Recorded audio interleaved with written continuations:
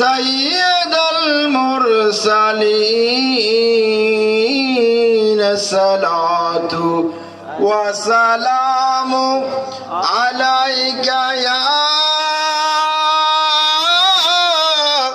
রাহমাতাল লিল আলামিন।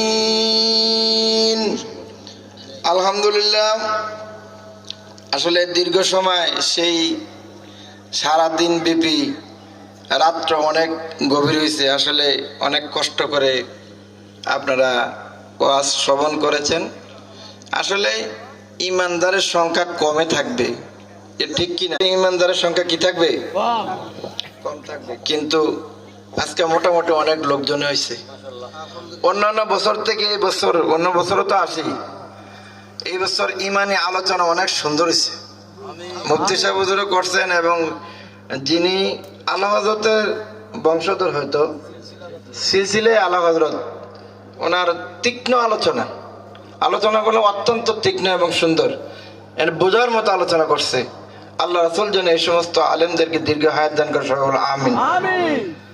আসলে গাউসে সাকালেন পিরানি পীর দস্তগীর মাহবুবে সুবহানি কুতুব রাব্বানি শেখ সৈয়দ মুহিউদ্দিন বরফির আব্দুল কাদের জিলানী রাদিয়াল্লাহু তাআলা আনহুর ও পঞ্চদশ শতাব্দীর মুজাদ্দিদ ইমামে আহলে সুন্নাত মুর্শিদে মুকাম্মেল, যার রক্ত মুবারকে বদৌলতে আমরা কি পেয়েছি? ইমানের পরিচয় পেয়েছি, হক বাতিলের পরিচয় পেয়েছি। মহান রেজভী বাবা কিবলা কাবাকে অত্যন্ত শ্রদ্ধা করে স্মরণ করছি এবং শহীদ আল্লামা সদরুল বাবা কিবলা কাবা এই নুরানি মঞ্জিলে কতবার যে আসছে, মহান রেজভী বাবা কিবলা কাবা কতবার আসছে। আমিও ছোট থাকতে অনেক আসছি।